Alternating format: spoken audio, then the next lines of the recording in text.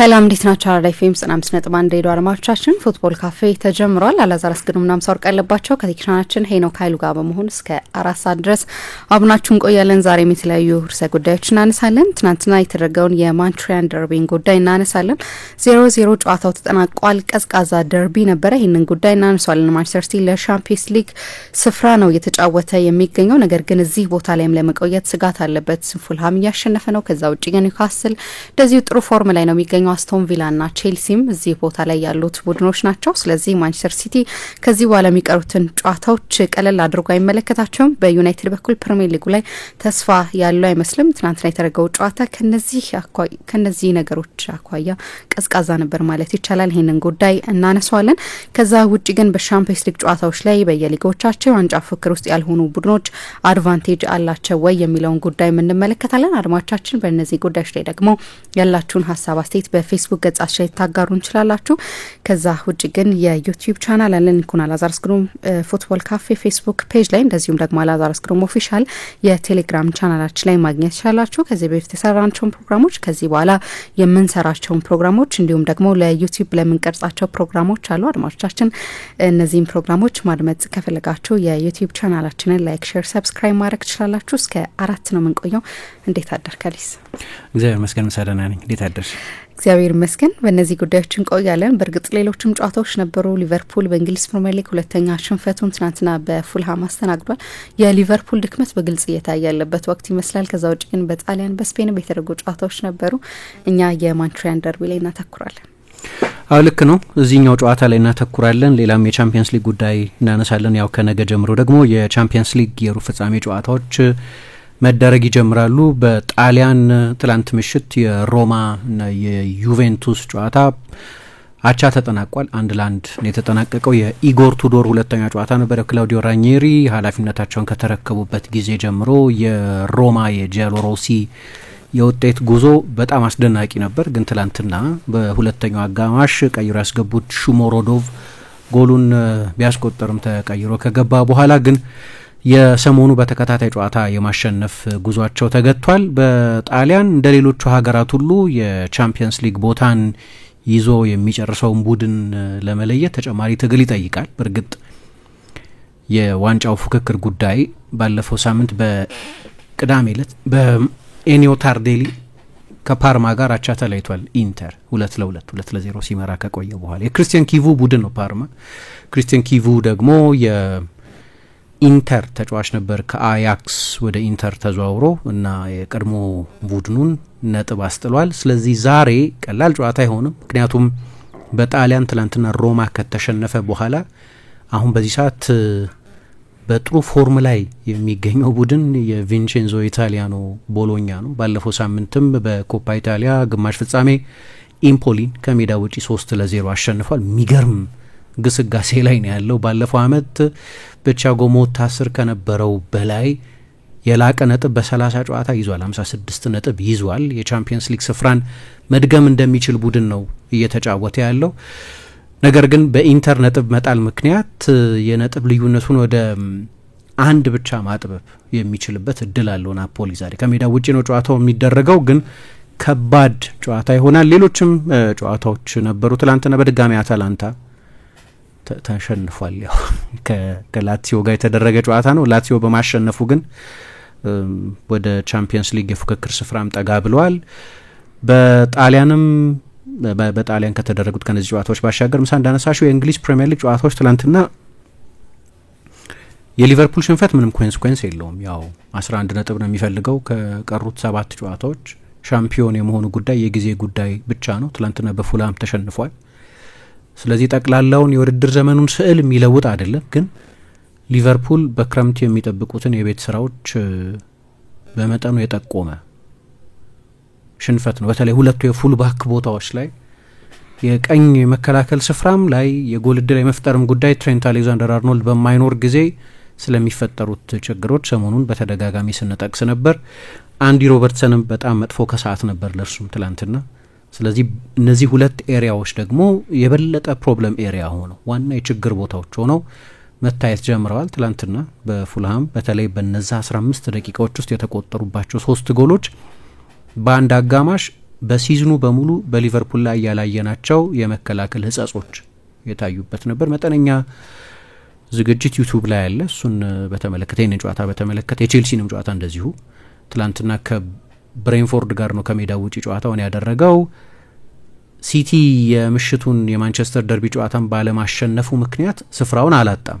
ያው ሁለቱም ቡድኖች የሳምንቱ መጨረሻ ጨዋታዎች ሲጀምሩ በነበራቸው ስፍራ ላይ ነው ያሉት። ነገር ግን የበለጠ የነጥብ ልዩነቱን ማስፋት የሚችልበት እድል ኖሮት፣ ነገር ግን አሰልጣኝ ኤንዞ ማሬስካ በዚህኛው ሳምንት ሐሙስ ዕለት ከሌዥያ ዋርሶ ጋር የኮንፈረንስ ሊግ ጨዋታ አለበት። ከዛ በኋላ ከኤፕስዊች ጋር ነው የሚጫወተው። ሁለቱ በወረቀት ደረጃ ከብሬንፎርድ ጨዋታ ቀለል ያሉ ጨዋታዎች ናቸው። ነገር ግን ዋና ዋና ተጫዋቾቹን ኒኮላ ጃክሰንን፣ ኮል ፓልመር አይነቶቹን ተጫዋቾች ማሳረፍን መርጧል። ምክንያት አለው። ምክንያቱም የቶተንሃም ጨዋታ ሐሙስ ማታ ነው የተደረገው። የትላንትናው ጨዋታ ደግሞ እሁድ እርሊ ነው የተደረገው። ከ72 ሰዓት ያነሰ ጊዜ ስለሆነ እነዚህ ደግሞ በቅርብ ጊዜ ከጉዳት የመጡ ተጫዋቾች በመሆናቸው የተነሳ የእነሱን ወርክሎድ ማኔጅ ማድረግ አለብን የሚል አስተያየት ነው የሰጠው። ግን ሜዳ ውስጥ ከሚፈለገው ውጤት አንጻር ግን በተለይ በመጀመሪያ አጋማሽ በጣም ደካማ አንድ ኢላማውን የጠበቀ ሙከራ ብቻ የተደረገበት፣ በጥቅሉ 4 ሙከራ ብቻ ያደረገበት። ሁለተኛ አጋማሽ ሌላ የሾት ቮሊዩሙ በተለይ ምን ያህል የጎል እድሎቹ የላቀ ጥራት አላቸው። በጥራት ካየናቸው የብሬንፎርድ በተለይ መጨረሻ ላይ ሳንድ ቫንደበርግ ያገኘው ትልቅ የጎል ማስቆጠር እድል ነበር። ሌሎችም ዮዋን ቪሳ፣ ኬቨን ሻደ እና ብሪያን ምቤሞ ያገኟቸው እድሎች ነበሩ በብሬንፎርድ በኩል። በኳሊቲ ካየናቸው ሜቢ የብሬንፎርድ የጎል እድሎች በጥራት ይበልጡ ይሆናል።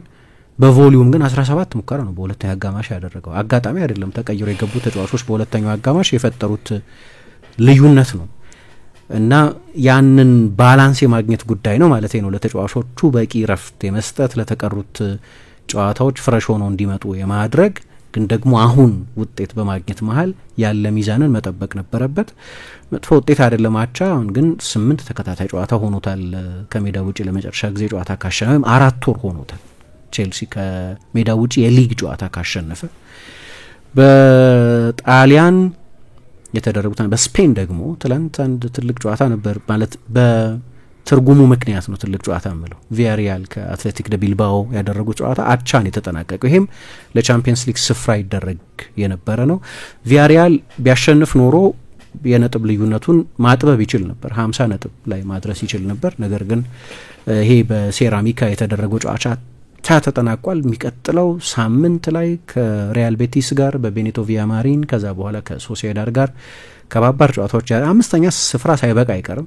ነገር ግን ለ5ኛ ስፍራም ቢሆን ቤቲስ ራሱ ከባርሴሎና ጋር አቻ መለየቱን ተከትሎ እኩል ነጥብ 48 ነጥብ ነው ያለው። ስለዚህ በላሊጋም የዋንጫ ፉክክሩ ላይ የማድሪድ የባርሴሎና፣ አሁን ደግሞ ትላንት አትሌቲኮ ማድሪድ ስላሸነፈ ነጥቡን በመጠኑ ማጥበብ ችሏል። ሁለቱም ከአናት ያሉት ቡድኖች ነጥብ በመጣላቸው ምክንያት አሁን አትሌቲኮ ማድሪድ ከሪያል ማድሪድ በ3 ነጥብ ነው የሚያንሰው። ከባድ ይመስለኛል ባርሴሎና ላይ መድረስ 7 ነጥብ። በዛ ላይ የሆም ኤንድ አዌይ አድቫንቴጅ ለባርሴሎና ነው ያለው። ምክንያቱም አንደኛውን 2-1 አትሌቲ ያሸንፍ እንጂ የመልሱን ጨዋታ 4-2 ስለሆነ ያሸነፈው ኦልሞስት ቴክኒካሊ 8 ነጥብ ልዩነት ነው ያለው። ከዚህ በኋላ መደረስ የሚችል አይመስለኝም። 8 ጨዋታ ነው የቀረው። አሁን ባርሳ ባለበት ሁኔታ ይሄንን ስዊንግ ማድረግ በጣም ያስቸግራል። ምንም እንኳን አትሌቲኮ ማድሪድ ከላሊጋው በስተቀር ምንም ኮሚትመንት የሌለበትም ቢሆን ከዋንጫው ይልቅ ግን የቻምፒየንስ ሊግ ቦታ ላይ ተቀራራቢ ነጥብ ያላቸው ቡድኖች አሉ። 5ኛ ይበቃል ይመስለኛል። ልክ እንደ እንግሊዝ ሁሉ በስፔንም እንዲህ አይነት ጨዋታዎች ተደርገዋል። በፈረንሳይ ፓሪስ ሳን ጀርማ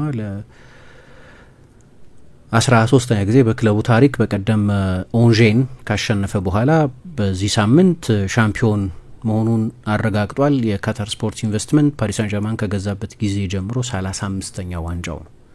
ሌላ የፈረንሳይ ክለብ ከ2 ዋንጫ በላይ አልወሰደም በዛ 14 ዓመት ውስጥ። 2011 ላይ ነው ኪዌሳይ ፓሪስ ሳን ጀርማን የተረከበው። ምን ያህል የፉክክር ሚዛን የሚባል ነገር እንደሌለ የሚያሳይ ነው። ግን ይሄው የሉዊስ ኤንሪኬ ቡድን አዲስ ታሪክ መጻፍ ይችላል። በእንግሊዝ አርሰናል ያደረገውን በጣሊያን ዩቬንቱስ አድርጎታል። ኢንቪንሲብል ሲዝን ነበረው። በስፔን ማንም ኢንቪንሲብል ሆኖ አያውቅም፣ ወይም አመቱን ሙሉ ሳይሸነፍ ጨርሶ አያውቅም። ግን ኮንቴ በዩቬ፣ ቬንገር በአርሰናል፣ ባለፈው አመት ሻቢ አሎንሶ በሌቨርኩዘን ያደረጉትን ነገር የማድረግ እድል አለው። አመቱን ሙሉ ሳይሸነፍ ሻምፒዮን የመሆን እድል አለው። የነጥብ ልዩነቱ በጣም ሰፊ ነው። ደግሞ ሞናኮም ተሸነፈ በኋላ በሌላ ጨዋታ ስለዚህ በፈረንሳይ ያው ሻምፒዮን የሆነው ቡድን 7 ጨዋታ እየቀረው ፓሪስ ሳን ዠርማን መሆኑ በቅዳሜ የተደረገው ጨዋታ ተረጋግጧል።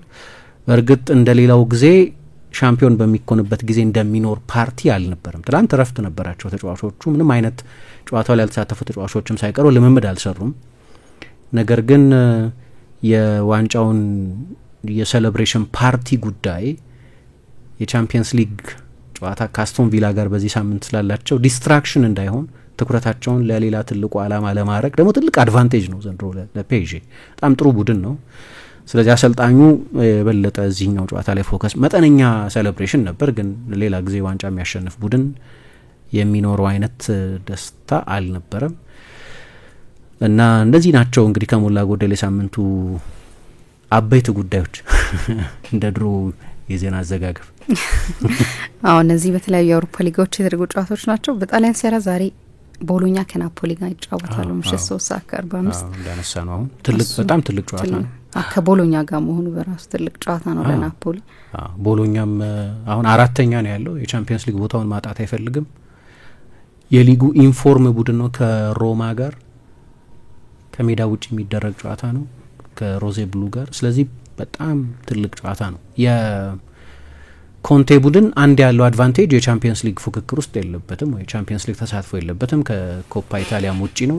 ኢንተር ግን 3ቱም ውድድሮች ውስጥ አለ። አሁን መዛል ታያለሽ ኢንተር ላይ ሲያሸንፍም በጥሩ ብቃት አይደለም የሚያሸንፈው። መጠነኛ የጉዳት ስጋቶችም አሉ እና በፉክክር ውስጥ በጣም ትልቅ ትርጉም የሚኖረው ጨዋታ ሊሆን ይችላል። ዛሬ ካላሸነፈ 3 ነጥብ ሆኖ ሊቀጥል ይችላል ለምሳሌ አቻ ቢወጣ። ግን ከተሸነፈ ግን አይ ቲንክ ከባድ ነው። ምክንያቱም 7 ጨዋታ ብቻ ነው የቀረው። 7 ጨዋታ 4 ነጥብ በጣም ሰፊ ነው። ለኢንተር አይነት ደግሞ ለወቅቱ የሴሪያ ሻምፒዮን እንዲህ አይነት ድክመት ቢኖርበትም ግን ማሸነፍ የሚያውቅ ቡድን ስለሆነ እና እንዳነሳሹ ነው ምሳ ትልቅ ጨዋታ ነው። አድማጮቻችን እኛ የማንቸስተር ደርቢን ጨዋታ የምናነሳ ነው የሚሆነው። መሸጋገሪያ እንስማና ተመልሰን እንመጣለን።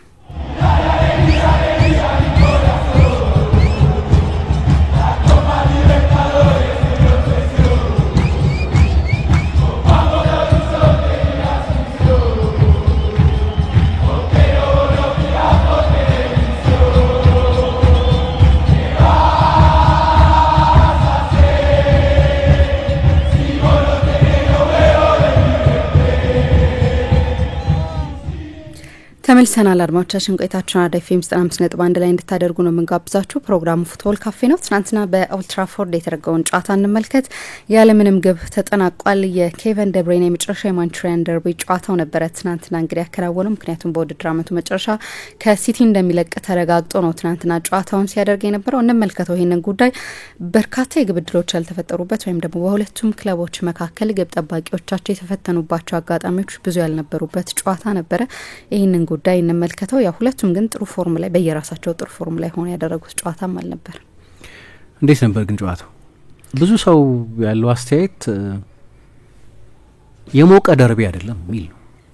ደርቢ ነው። ከደርቢ የምንጠብቀው አይ ቲንክ የኳሱ ቴክኒካዊ ጥራት ብቻ አይመስለኝ። ያየነው የእግር ኳስ ጨዋታ ቴክኒካዊ ጥራት ብቻ አይመስለኝ። በተለይ ደግሞ እንግሊዝ ሀገር ላሉት አሁንማ ተያይዘው ሁሉ ወደ ራት ሳይሄዱ አይቀርም ሲል ነበር ጋሪ ኔቭል መጨረሻ ላይ እና ስለዚህ በደርቢ ጨዋታዎች ላይ የለመድነው ፋይት አለ አይደል? ያም አልነበረም ነው።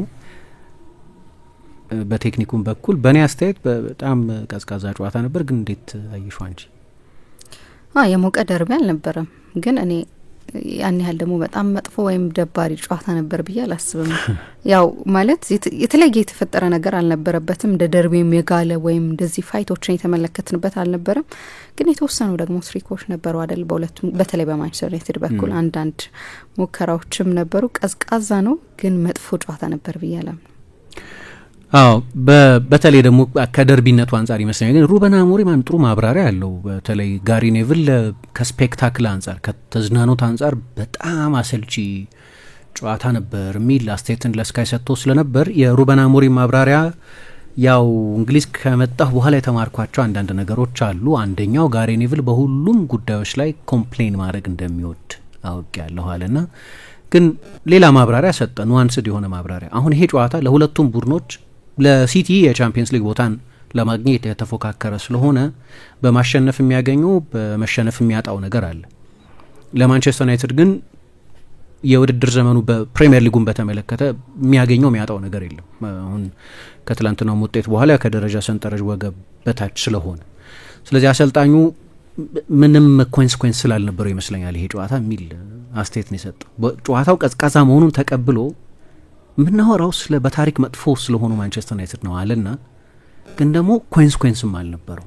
ማንም ቢያሸንፍ የተለየ የሚያገኘው ሪዋርድ የለም፣ ቢሸንፍም የሚያጣው የተለየ ነገር የለም፣ ምናልባት በሱ ምክንያት ሳይሆን አይቀርም የሚል አስተያየት ሰጥቷል።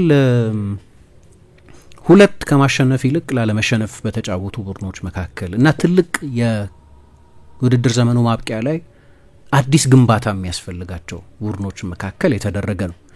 ያው በቅርብ ዓመታት ማንቸስተር ሲቲ በእንግሊዝ እግር ኳስ ታሪክ ታይቶ የማይታወቅ የስኬት ዓመታት ነበሩት። 4 ተከታታይ ጊዜ ለምሳሌ ማንም አድርጎት አያውቅም። በቅርብ ጊዜ ትሬብል አሸንፏል፣ በቅርብ ጊዜ ዶሜስቲክ ትሬብል አሸንፏል። እንዲህ አይነት የሚገርሙ ስኬቶች የነበሩት ነው።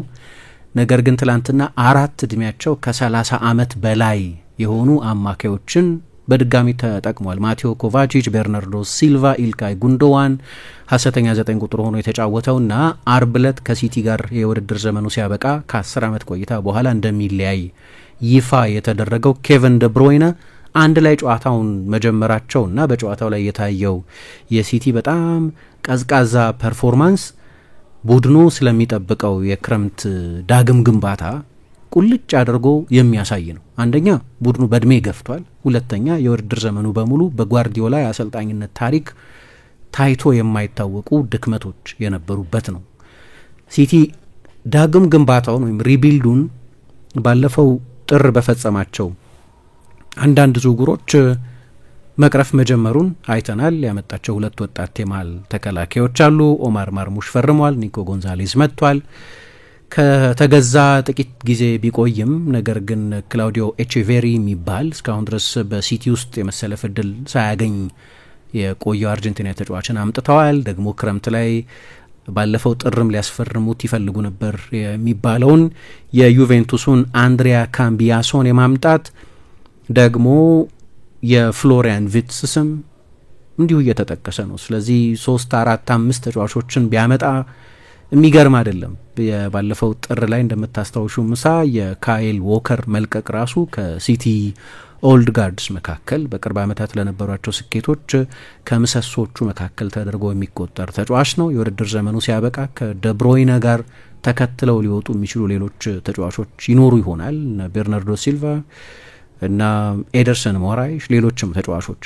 ስለዚህ የሆነ የሽግግር ጊዜ የሚጠብቀው አይነት ከጨዋታው መጠናቀቅም በኋላ ጓርዲዮላ ቡድኑን መልሰን ለመገንባት ስንጥር ደጋፊዎች ሊታገሱን ይገባል የሚል ወደ ሽግግር እየተንደረደረ ያለ ቡድን የሚመስል ዳግም እንደገና መሰራት ያለበት የሚመስል ቡድን ትላንትና ስቴዲየም ውስጥ ከነበሩት ዋና ታዳሚያን መካከል አንደኛው ሁጎ ቫያና ነው። ከቺኪ ቤጌሪስታይን ጎን ተቀምጦ ያየ ነው፣ አዲሱ ሹመኛ የማንቸስተር ሲቲ ስፖርት ዳይሬክተር። ስለዚህ የሱ ራሱ ስቴዲየም ውስጥ ተቀምጦ መታየት ሲምቦሊክ ነው። በእርግጥ የስፖርት ዳይሬክተር ነው፣ ስለዚህ በጨዋታዎች ላይ በአካል ስቴዲየም ውስጥ መገኘት አለበት። ግን አሁን ያልኩትን የቡድኑን እንደገና መገንባት ማስፈለግ ሲምቦላይዝ የሚያደርግ ነው። ምክንያቱም ቡድኑን መልሶ የመገንባት ትልቅ ኃላፊነት ያለበት ሰው ይሄ ሰው ስለሆነ ስለዚህ ሲቲ ራሱ እንደገና ትልቅ ሪቢልድ የሚጠይቀው ቡድን መሆኑን ትላንትና በታየው ፐርፎርማንስም ግን ደግሞ በተጠቀማቸው ተጫዋቾችም የእድሜ ፕሮፋይል ባለፉት ዓመታት ዋና የስኬት ምክንያቶቹ የነበሩ ተጫዋቾችን ይለቃል። ወይም ደብሮይነ ቢያንስ እንደሚለቅ ደብሮይነ ደግሞ የሚለቀው አሰልጣኝ ጓርዲዮላ እንደተናገረው በሲቲ ውሳኔ ነው። ማንቸስተር ሲቲ አዲስ ውል ሊሰጠው ስላልፈለገ ነው ኬቨን ደብሮይነ የሚለቀው፣ ይህንን ተናግሯል። ስለዚህ ሲቲ ራሱ ይህንን ጨከን ያለ ዳግም ግንባታ ለመጀመር እየተንደረደረ ያለ ቡድን መምሰሉን ያየንበት ነው። በማንቸስተር ሲቲ በኩል በማንቸስተር ዩናይትድ በኩል እንደ ማንቸስተር ሲቲ አይነት የሚያደላድል የፋይናንስ ሁኔታ ውስጥ አይደለም ያለው። እንደምታውቂው ብዙ ጊዜ እንደምናነሳው በተከታታይ ዓመታት ብዙ ኪሳራ ሲያስመዘግብ የኖረ ነው። እንደገና ደግሞ አዲስ ዘመናዊ ብዙ ቢሊዮኖች የሚጠይቅ ስቴዲየም ለመገንባት እየተንደረደረ ነው። ያ ሆኖ እንደገና ደግሞ በ4 በ5 ተጫዋቾች ጋሪ ኔቭል እንዳለው ቢያንስ 5 የላይን አፕ ተጫዋቾች ይፈልጋል ማንቸስተር ዩናይትድ እንደገና ተፎካካሪ ለመሆን የሚል አስተያየት ሰጥቷል። 5 የላቀ ኳሊቲ ያላቸው ተጫዋቾች መጨመር የሚያስችል የፋይናንስ ቁመና ላይ ነው ወይ የሚለው ራሱን የቻለ ጥያቄ ነው። ማንቸስተር ሲቲ ትልቅ ሪቢልድ ይፈልጋል ካልን ማንቸስተር ዩናይትድ ደግሞ የሚጠብቀውን ዳግም ግንባታ ማሰብ ከባድ አይመስለኝም። ማንቸስተር ሲቲ 5ኛ ሆኖ የቻምፒየንስ ሊግ ስፍራን የሚያስገኝ ነው 5ኛ። ከዛም በላይ በሆነ ስፍራ መጨረስ እና ኤፍኤ ካፕም ድል አድርጎ ማጠናቀቅ የሚችልበት እድል አለው። የዓለም የክለቦች ዋንጫ ውድድርም ላይ እንደሚሳተፍ ሳንዘነጋ ማለት ነው። ማንቸስተር ሲቲ እንደገና መሰራት አለበት እና የቤት ስራው ቀላል አይደለም። ለጓርዲዮላም ለቫያናም ተጨማሪ ጊዜ ለተጨማሪ የኃላፊነት ወራት በዚሁ በአጋዥነት እንደሚቆዩ ያወቅናቸው ቺኪ ቤገሪስታይን ከባድ ስራ ይጠብቃቸዋል ካልን ማንቸስተር ዩናይትድ ስለሚጠብቀው ሪቢልድ ደግሞ መገመት እንችላለን። ይሄ ሁለቱም ነገር በዚህኛው ጨዋታ ላይ ታይቷል። ሁለት መጥፎ አመት እያሳለፉ ባሉ ቡድኖች መካከል የተደረገ ጨዋታ ነው። መጥፎነቱ አንጻራዊ ነው። ለሲቲ መጥፎነት ከቅርብ ጊዜ አንጻር ዶሚናንት ሆኖ የቆየ ሁሉንም ዋንጫዎች ሲያሸንፍ የነበረ ቡድን በመሆኑ ምክንያት 5ኛ ሚዲዮክር ሲዝን ነው። 5ኛ ሆኖ መጨረስ ለቻምፒየንስ ሊግ ስፍራ መፎካከር እንዳልኩት ነው ከሲቲ ስታንዳርድ አንጻር። የማንቸስተር ዩናይትድ ደግሞ ረዘም ያለ ጊዜ የቆየ ከሰር አሌክስ ፈርጉሰን መልቀቅ በኋላ አልፎ አልፎ ብቅ ካለች የተስፋ ፀሐይ በስተቀር አብዛኛውን ጊዜ መጥፎ ሆኖ ያሳለፈ ነው ማንቸስተር ዩናይትድ። አሁን ያለፈው 1 አመት ያለፈው 2 አመት ሳይሆን the best part of the last 12 years ማንቸስተር ዩናይትድ እንዲህ አይነት ውጣ ወረድ ውስጥ የነበረ ነው። ግን ደግሞ ትላንትና የተመዘገበው ውጤት ማንቸስተር ዩናይትድ በዚህ አመት ያገኘው የነጥብ ብዛት 38 ነው። የተቀሩትን ጨዋታዎች ሁሉ ቢያሸንፍ 7 ጨዋታ ይቀረዋል። አሁን ባለበት ሁኔታ ማንቸስተር ዩናይትድ 7 ጨዋታ ያሸንፋል፣ ሁሉንም ጨዋታ ያሸንፋል ማለት በጣም አስቸጋሪ ይመስለኛል። ሁሉንም ጨዋታ ካሸነፈ ብቻ ነው ካለፈው የውድድር ዘመን የተሻለ ነጥብ ይዞ የሚጨርሰው። 58 ነጥብ ነው የነበረው ባለፈው የውድድር ዘመን። አሁን 7ቱንም ጨዋታዎች ቢያሸንፍ ባለው 38 ነጥብ ላይ 21 ብትደምሪ 59 ነጥብ ነው የሚሆነው። ሁሉንም ካሸነፈ ነው። ግን ሁሉንም ካላሸነፈ ካለፈው የውድድር ዘመንም ያነሰ የነጥብ ድምር ይዞ ያጠናቅቃል ማለት ነው። እንዲህ አይነት ሲዝን ነው ሁለቱ ቡድኖች እያሳለፉ ያሉት። ስለዚህ ቀዝቀዝ ማለቱ ጨዋታው ሊብራራ ይችላል።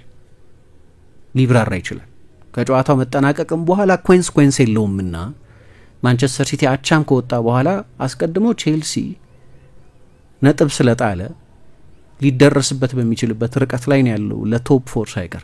ስለዚህ ዘላቂ ጉዳት የሚያመጣ አልነበረም። ቢያንስ ለትላንትና ነው። ኒውካስል ካሸነፈ ያው ዛሬ ከሌስተር ጋር ደግሞ ከፓላስ ጋር ተስተካካይ ጨዋታ አለ። ወደ 6ኛ ይንሸራተታል። ቪላ ጥሩ ፎርም ላይ ነው ያለው። በቀደም ፎረስትን አሸንፏል።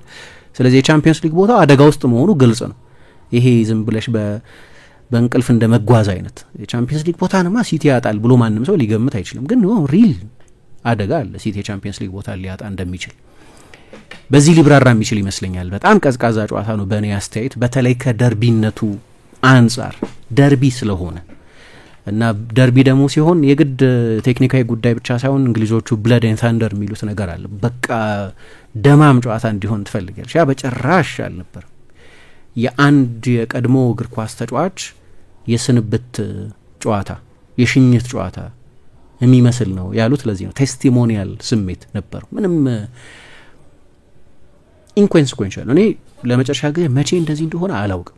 የማንቸስተር ደርቢን በተመለከተ ውጤቱ ምንም ለውጥ እንደማያመጣ ለመጨረሻ ጊዜ ያዩት መቼ እንደሆነ አላውቅም። ማለት ድሮ ማንቸስተር ሲቲ ሀብታም ከመሆኑ በፊት ላለመውረድ ይጫወት ነበር። ስሎ ላለመውረድ መጫወት ኮንሲኩዌንስ ነው አይደል? ማንቸስተር ዩናይትድ ለፕሪሚየር ሊግ ሻምፒዮንነት ይጫወት ነበር ብዙ ጊዜ በሰር አሌክስ ዘመን። እሱም ኮንሲኩዌንስ ነው። ስለዚህ ላለመውረድም ዋንጫ ለመውሰድም ከዛ በኋላ ደግሞ ሲቲ የእንግሊዝ እግር ኳስ አዲሱ ፎርስ ሆኖ ሲመጣ ደግሞ በአብዛኛው ለትልልቆቹ ድሎች የሚደረጉ ጨዋታዎች ነበሩ።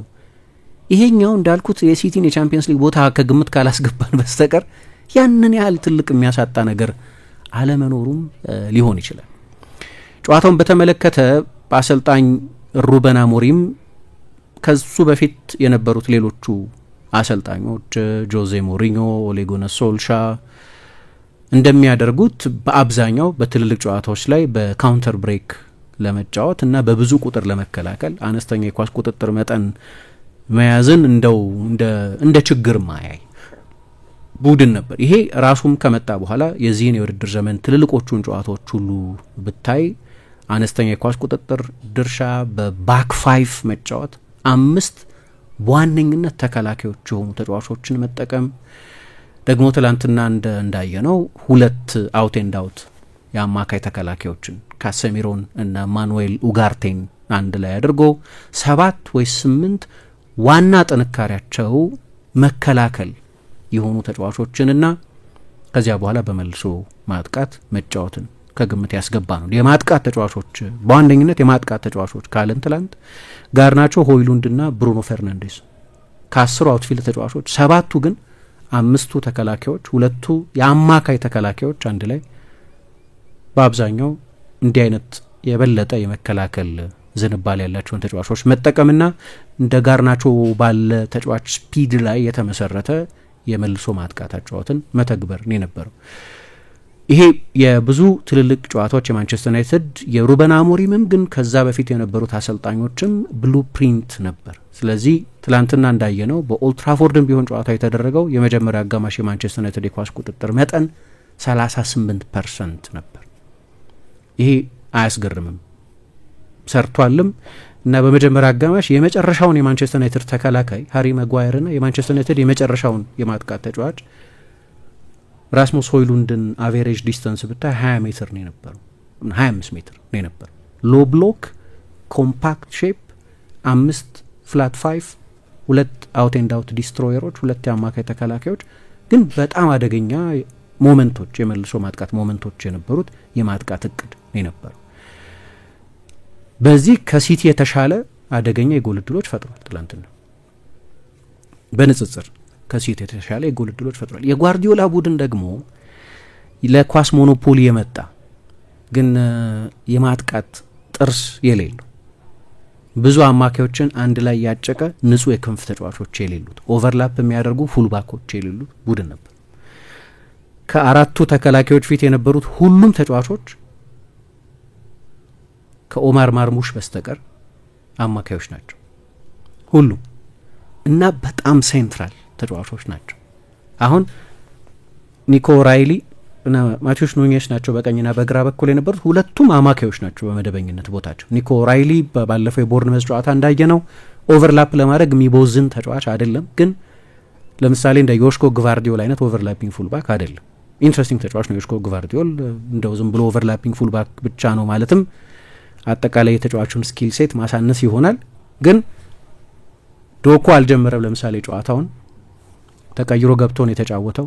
ሲልቫ፣ ኮቫቺች፣ ደብሮይነ፣ ጉንዶዋን፣ ፎደን፣ ማርሙሽ አንድ ላይ ነው የተጫወቱት።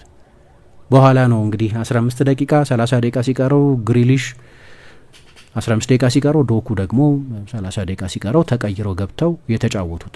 ስለዚህ የሁለቱም ቡድኖች ሴታፕን ካየሽ እንኳን እንደው የማጥቃት ኤግዚቢሽን ከጠበቅሽ አይሆንም ፐርሶኔሉን ማየት።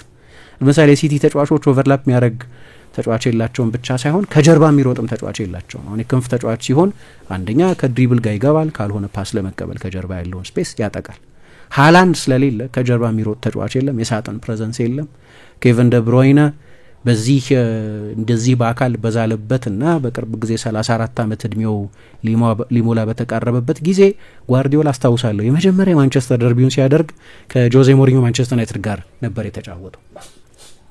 ሁለቱም አሰልጣኞች በስራቸው የመጀመሪያዎቹ ወራት ነበር ጨዋታቸውን ያደረጉትና ደብሮይነ ሀሰተኛ 9 ቁጥር ሆኖ ነበር የተጫወተው። የዛሬ 10 ዓመት የነበረው ደብሮይነን አሁን በተለይ በአካላዊ ጉዳዮች ላይ በጣም የተለያዩ ናቸው። ከፊት ፕሬስ በማድረግ ይሁን ኢን ቢሃይንድ በመሮጥ ይሁን እንዲህ አይነት ጥቅሞች መስጠት ይችል ነበር። ትላንትና ኦማር ማርሙሽን የበለጠ ወደ ግራ በመጠኑ ስቦ ግን ደግሞ ኬቨን ደብሮይነን ነበር የቡድኑ ሀሰተኛ 9 ቁጥር አድርጎ ለመጠቀም የሞከረው። የዩናይትድ የጎል ዕድል የመፍጠርና ጎል የማስቆጠር ችግር በዚህ ማበት ተባብሶ የቀጠለ ነው አይደለም። አሁን የትላንትናው ጨዋታ ከተጠናቀቀ በኋላ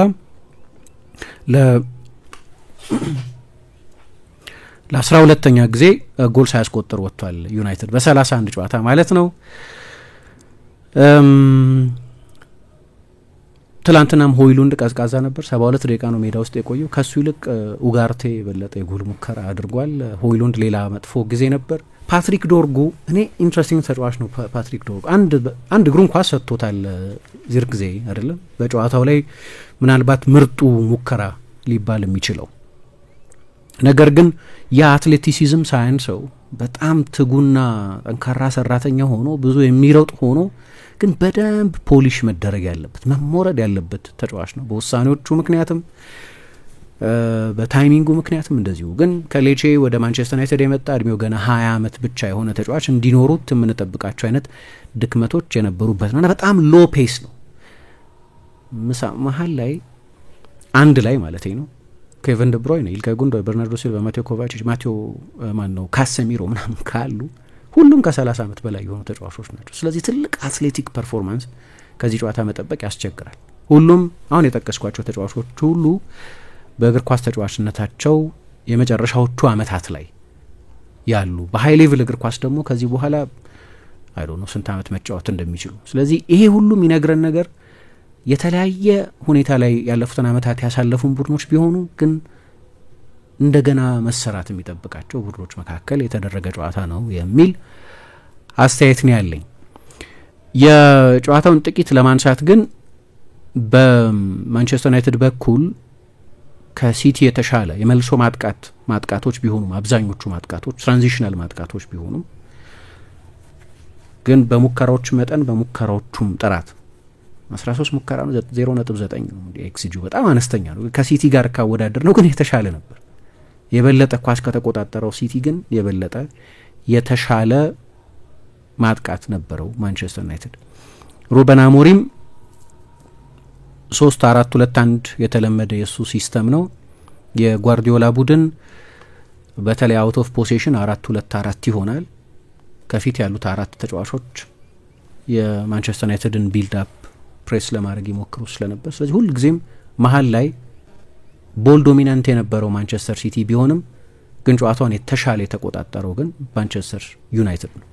በተለይ በማጥቃቱ በኩል ማለት ነው መጠነኛ ስለነበር ግን ደግሞ ያለ ኳስ ደግሞ 5-4-1 ይሆናል። ወደ ራሱ የሜዳ ክፍል ይሰበሰባል። በመጨረሻውና በመጀመሪያው ተጫዋች መካከል ያለው ሜትር እንዳልኩት በጣም ጠባብ ስለሆነ ኮምፓክት የሆነ ጥቅጥቅ ያለ ከጀርባው ክፍት ቦታ የማይተው ለባላጋራ ቡድን በተለይ ደግሞ ሯጭ ለሌለው የባላጋራ ቡድን ምንም እድልም አይሰጥም። ምክንያቱም ሁሉም ቦልቱ ፊት ተጫዋቾች ናቸው። አንድም ኢን ቢሃይንድ የሚሮጥ ተጫዋች የለም።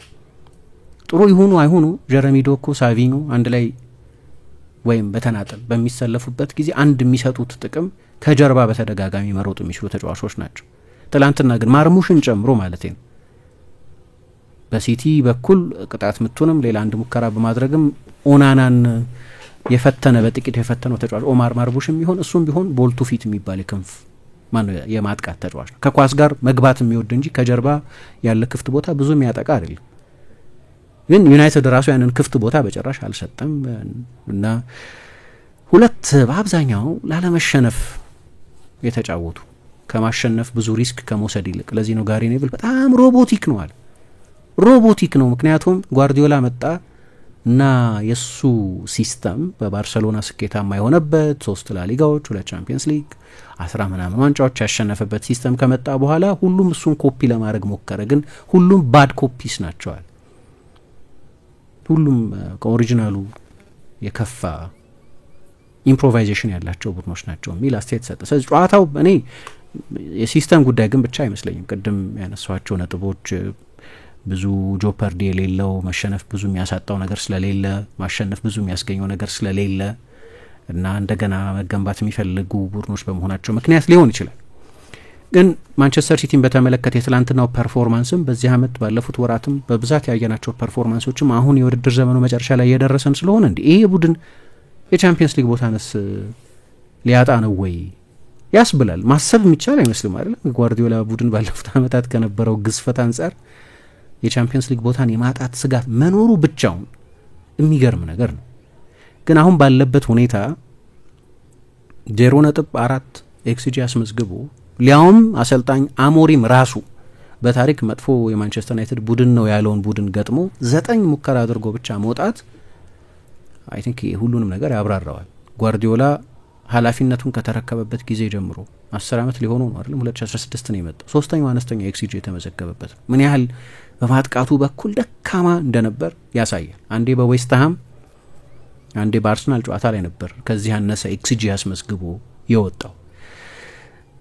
አንድ የሚታየው ነገር ግን እኔ ከሃላንድ መምጣት በኋላ የሚታይ የሃላንድን አለመኖር በደንብ ማስተዋል ትችላለሽ የትላንትናው ጨዋታ ላይ በሚገባ። ምክንያቱም ሲቲ አደገኛው የጎል ምንጭ እሱ ስለሆነ። ግን ምን ሆነ ሌላ ጊዜ ለምሳሌ ጓርዲዮላ ሲመጣ አጉዌሮ ነበር አይደለም? አጉዌሮ በማንቸስተር ሲቲ ታሪክ የምንጊዜም ከፍተኛ ጎል አስቆጣሪ ነው። ሃላንድ ከቆየ ድረስ የ10 ዓመት ውል አለው ደግሞ ያንን ቁጥር ማለፉ አይቀርም። ግን ቢያንስ ባለፉት 15 ዓመታት የማንቸስተር ሲቲ ከፍተኛ ጎል አስቆጣሪ የምንጊዜም የክለቡን ከፍተኛ ጎል አስቆጣሪ ካልተሳሳትኩ ሰርጂዮ አጉዌሮ ነው። ጓርዲዮላ ያለ አጉዌሮ ትልልቅ ጨዋታዎችን ይጫወት ነበር ያለ ንጹህ 9 ቁጥር። አጉዌሮና ሃላንድ ሁለት ክላሲክ 9 ናቸው። የተለያየ ባህሪ ያላቸው ቢሆን ሁለቱም ግን ንጹህ 9 ቁጥሮች ናቸው። አሁን ያኔ ያለ ሐሰተኛ ያለ 9 ቁጥር ያለ ንጹህ 9 ቁጥር መጫወት የሚችል ግን በተለያየ መንገድ ጨዋታ የሚያሸንፍ ቡድን ነበር። አሁን ሃላንድን ለመተቸት ሳይሆን ሃላንድ ከመጣ በኋላ ግን የሲቲ ማጥቃት ዲዛይን የተደረገው ሃላንድ ጎል እንዲያስቆጥር ተብሎ ነው እና ላለፉት 3 ዓመታት በትንሹ የማንቸስተር ሲቲ ማጥቃት የድሮ አይነት ቫራይቲ የለውም። ለዚህ ነው የሃላንድ አለመኖር የሚስተዋል የሆነው። ኦኬ ሳጥን ውስጥ በቂ ፕሬዘንስ የሌላቸው ለዚህ ነው። በመጀመሪያ አጋማሽ 10 ጊዜ ብቻ ነው በዩናይትድ የፍጹም ቅጣት ምት ሳጥን ውስጥ 62% ኳስ ይዘው 10 ጊዜ ብቻ ነው የዩናይትድ ሳጥን ውስጥ ኳስ የተቀባበሉት። ዩናይትድ 38% ኳስ ይዞ 13 ጊዜ ነው በሲቲ የፍጹም ቅጣት ምት ሳጥን ውስጥ ኳስ የነካው። የፖሴሽኑን መጠን አነጻጽሩ። 62% ኳስ ተቆጣጥሮ 10% ብቻ ነው ማን 10ን ብቻ ነው የዩናይትድ ሳጥን ውስጥ የተቀባበለው ኳስ። ዩናይትድ 38% ኳስ ይዞ 13 ጊዜ በመጀመሪያ አጋማሽ በሲቲ የፍጹም ቅጣት ምት ሳጥን ውስጥ ኳስ ተቀባብሏል። ስለዚህ ምን ሆነ ማለት ነው? አሁን ከሃላንድ መምጣት በኋላ የማንቸስተር ሲቲ ማጥቃት በመጠኑ ዋን ዳይሜንሽናል የመሆን ሌሎች ቫራይቲዎች የሉትም። ሌላ ጊዜ ለምሳሌ ጓርዲዮላ ሲቲን ማሰልጠን በጀመረበት ጊዜ በሐሰተኛ 9 ቁጥር ይጫወታል ስል ጄሱስ ሊሆን ይችላል ያ ተጫዋች፣ ስተርሊንግ ሊሆን ይችላል፣ ደብሮይነ ሊሆን ይችላል፣ ሌሮይ ዛኔ ሊሆን ይችላል፣ ኢልካይ ጉንዶዋን ሊሆን ይችላል።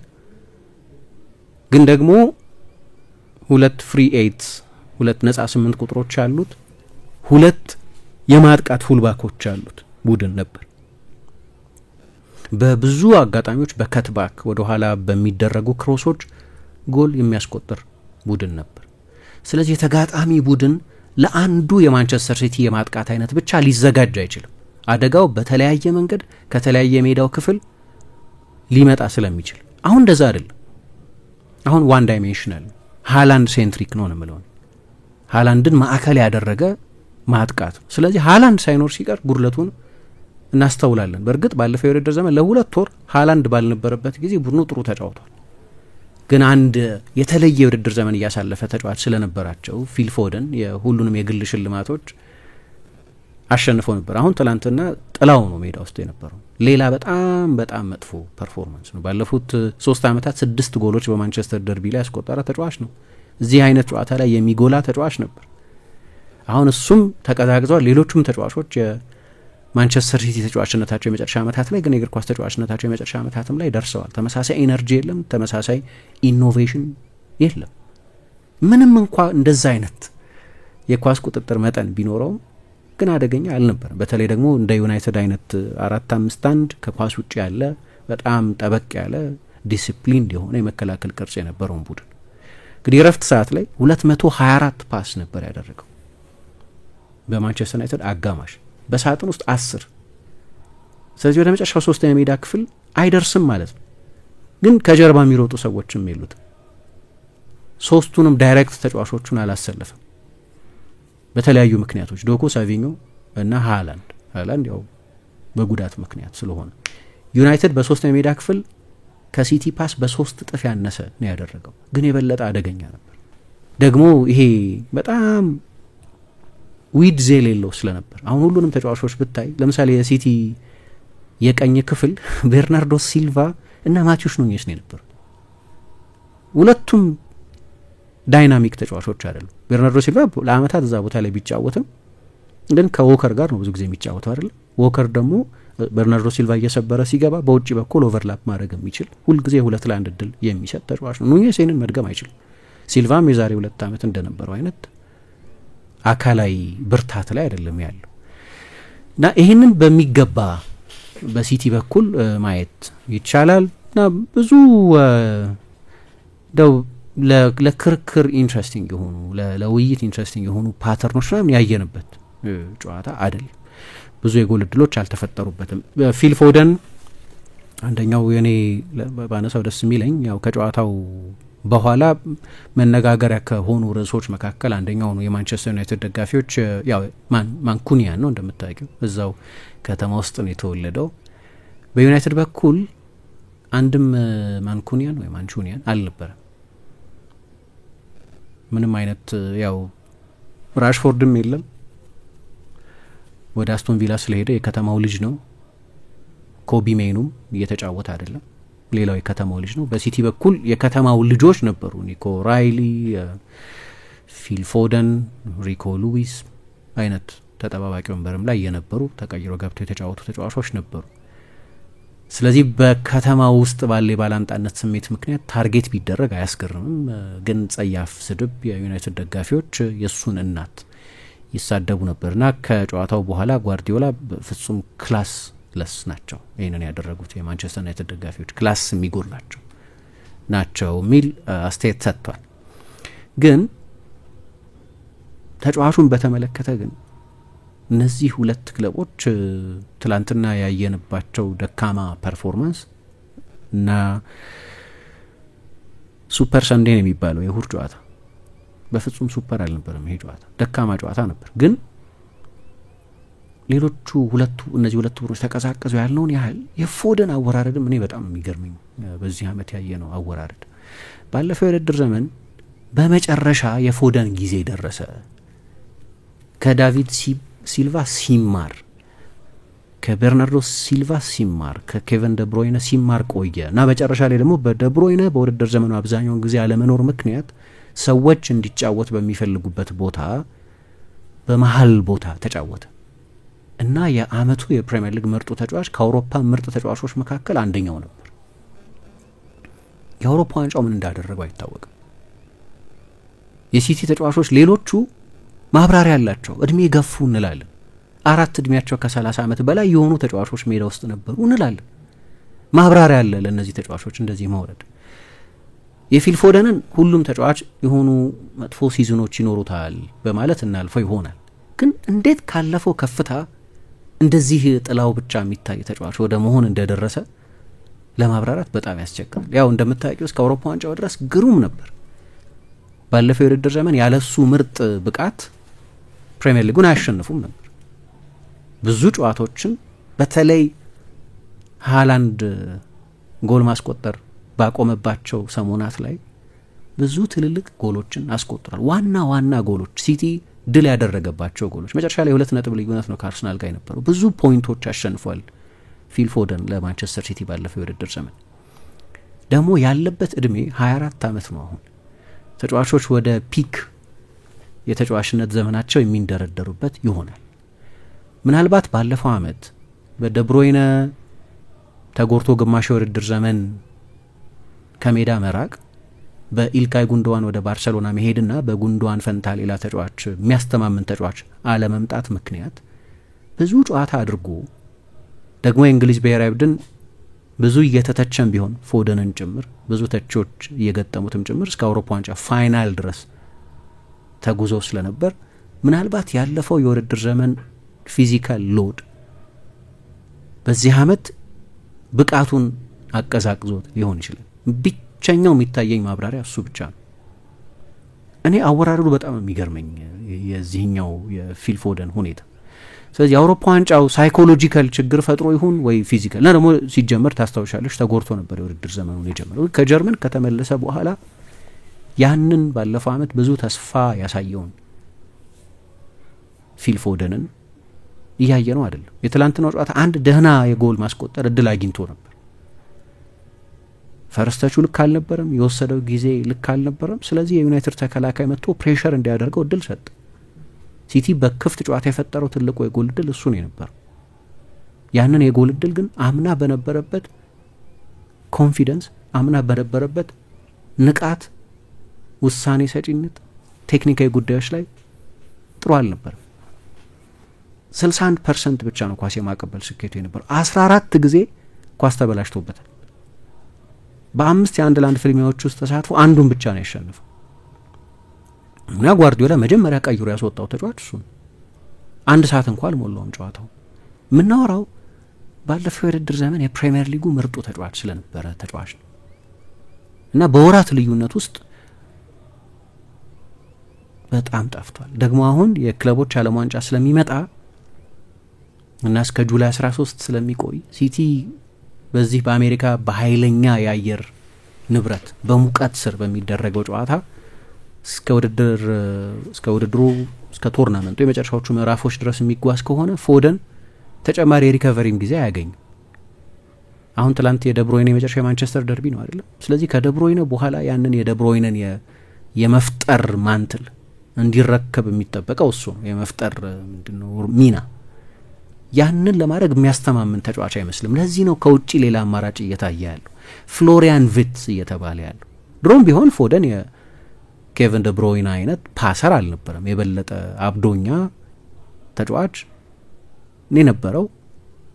ግን ቡድኑ በሱ ዙሪያ መገንባት እንዳለበት የሚያስተማምን አልሆነ። ትላንትናም ለዚህ ጥሩ ማሳያ ነው። ለማንቸስተር ዩናይትድ ወሳኙ ጨዋታ የትላንትናው ጨዋታ አይደለም፣ የሐሙሱ ጨዋታ ነው ወሳኙ ጨዋታ። ከውድድር ዘመኑ አላማ አንጻር ቅድም እንዳነሳሁት ዩናይትድ በዚህ አመት በአውሮፓ ስፍራዎች በሊጉ የአውሮፓ ስፍራዎችን ይዞ ማጠናቀቅ አይችልም። ነገር ግን ከኦላምፒክ ሊዮኔ ጋር የዩሮፓ ሊግ ጨዋታ አለበት። እሱ ደግሞ ለቻምፒየንስ ሊግ ተሳትፎ ቲኬት ነው። ቀላል አይደለም ይሄ ጨዋታ። ሌሎች ጠንካራ ቡድኖች አሉ፣ ግን ከተቀሩት ቡድኖች ማንቸስተር ዩናይትድ ይህንን ውድድር የማሸነፍ ሰፋ ያለ ግምት የተሰጠው ቡድን ነው። በፕሪሚየር ሊግ 13ኛ ነው፣ 38 ነጥብ ነው ያለው።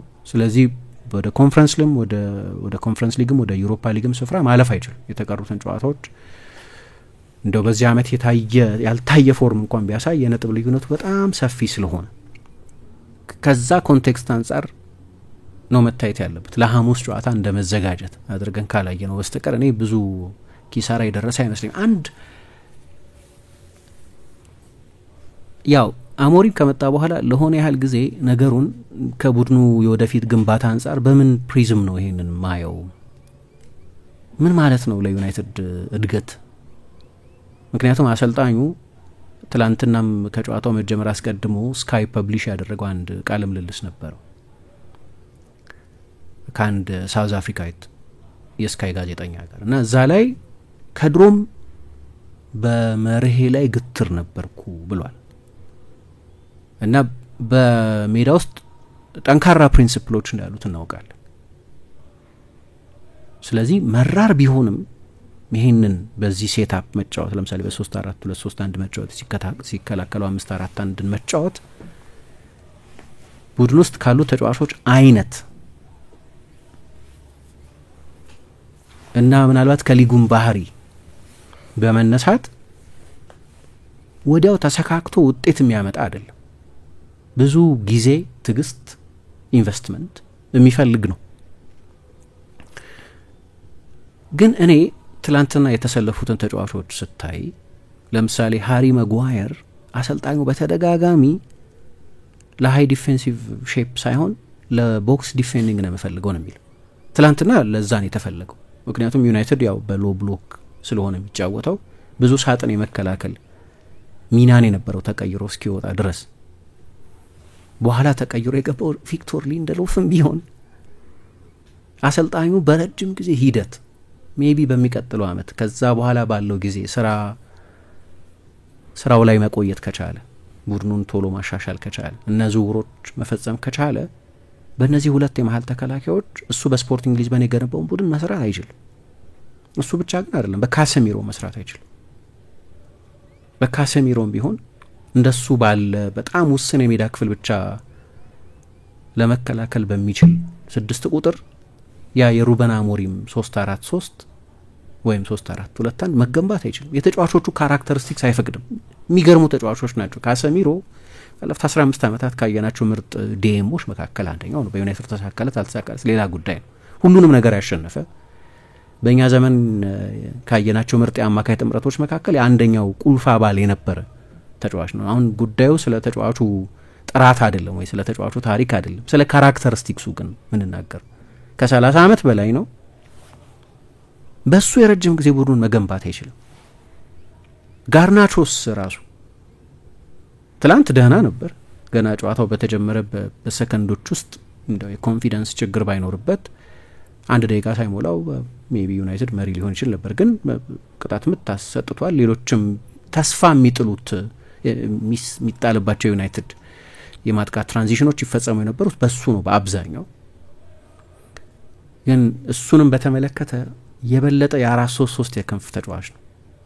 ንጹህ የክንፍ ተጫዋች ነው። የሩበን አሞሪም ሲስተም ደግሞ አሰልጣኙ በተለይ በሽግግር ጨዋታዎች ላይ አኮሜዴት ለማድረግ ይሞክራል ይሄንን ተጫዋች። ግን ዊንግ ባክ መሆን አይችልም።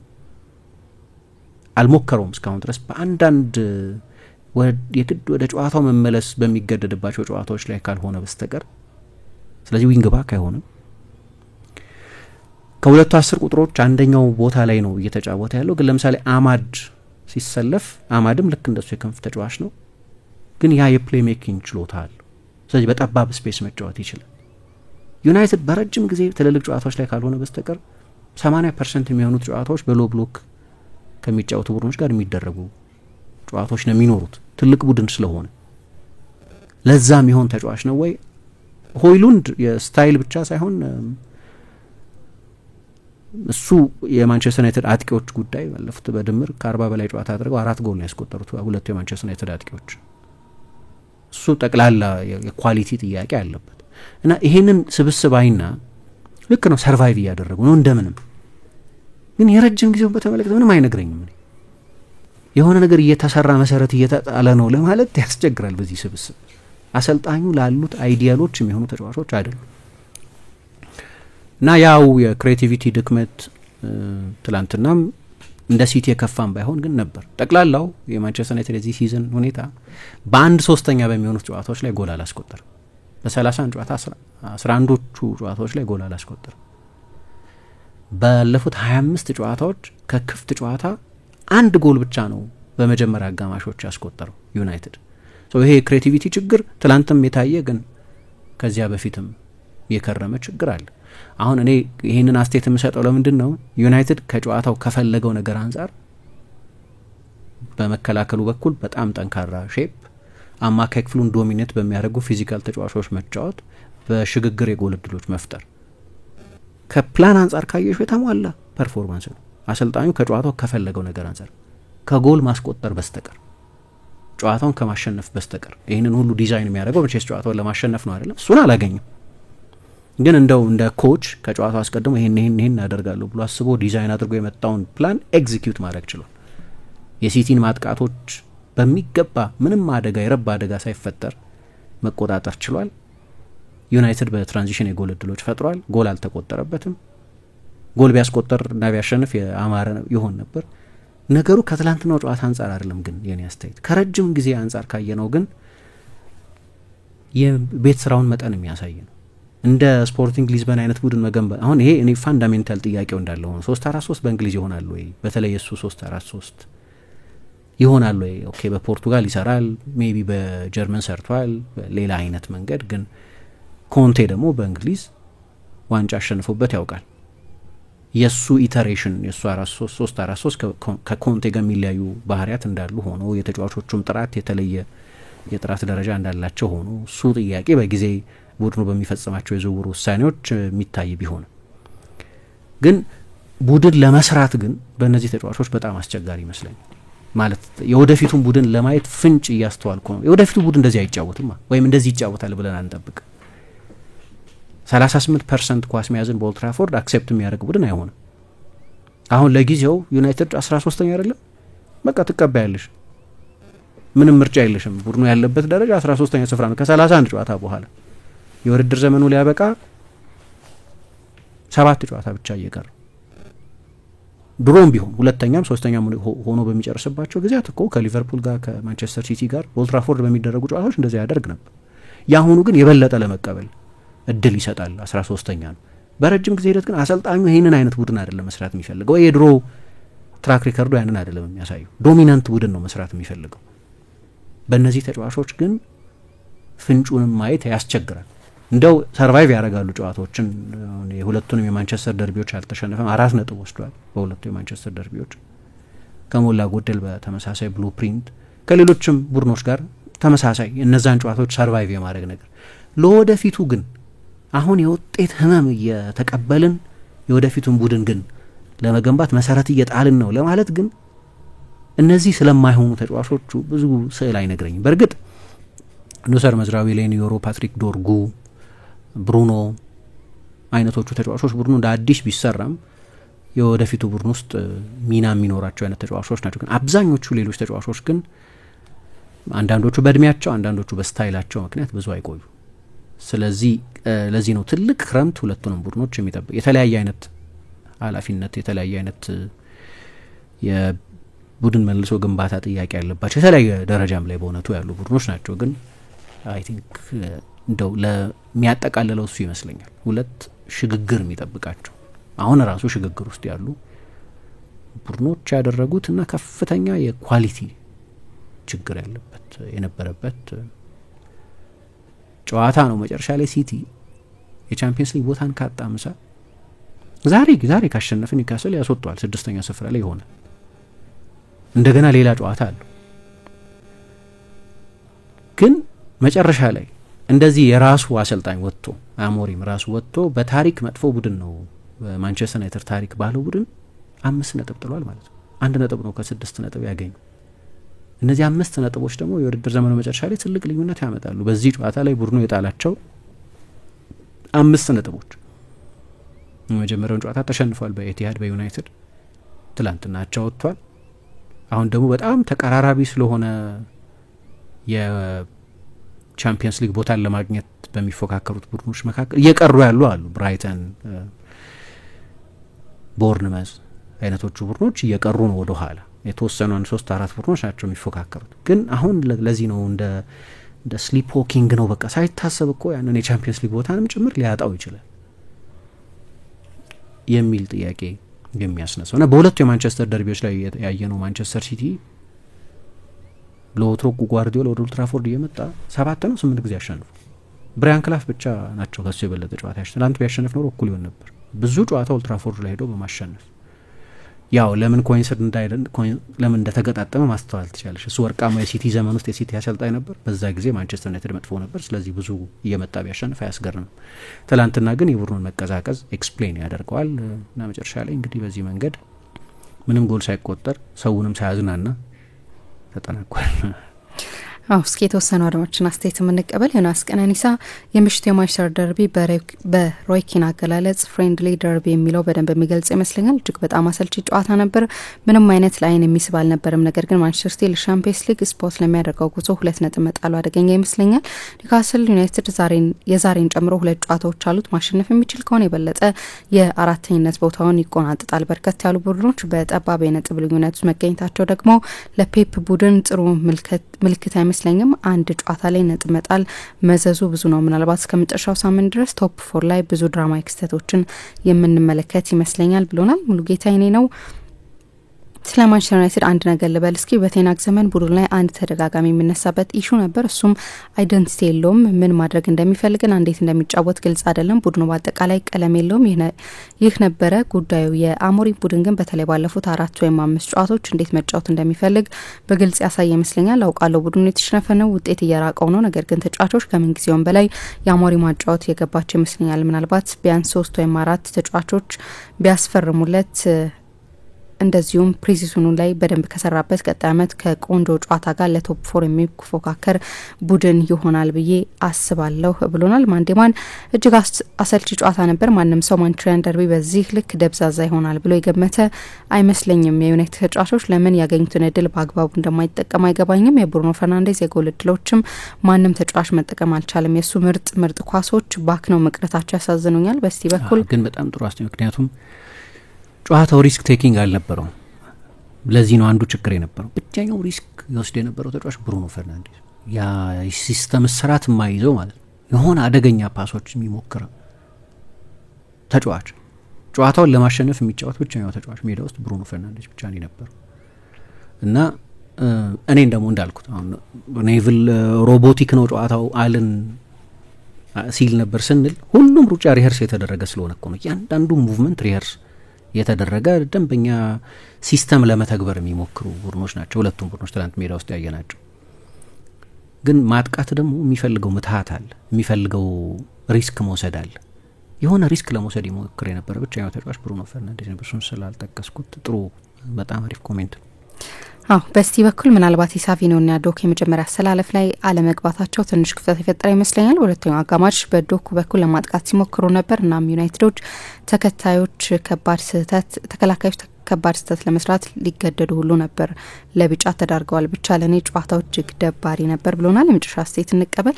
ብርቃየው ስሜ ከወሰርቢ ሰላም፣ እንዴት ናችሁ? የትናንትናው ጨዋታ የደርቢ ቢሆንም ምንም የደርቢነት ስሜት ግን ያልነበረው ቀዝቃዛ ጨዋታ ነበር። እንዲሁ አልፎ አልፎ አንዳንድ አስደንጋጭ ሙከራዎች ካልሆኑ በስተቀር ያን ያህል በጨዋታው ላይ የታዩ ልዩነት የለም። እኔ በበኩሌ ሻምፒየንስ ሊግ ስፍራ የሲቲ ብቻ ስጋት አይመስለኝም። አራተኛ ላይ ያለው ቼልሲም ቢሆን ስጋት ውስጥ ያለ ይመስለኛል። ኒውካስል ሁለቱም ተስተካካይ ጨዋታዎችን የሚያሸንፍ ከሆነ ሲቲም ቼልሲንም ከቶፕ 4 ይወጣሉ። ምንም ዘንድሮ የእንግሊዝ ክለቦች በሻምፒየንስ ሊጉ አምስተኛ ሆነው ለመሳተፍ ቢችሉም ከባድ ይመስለኛል ብሎናል።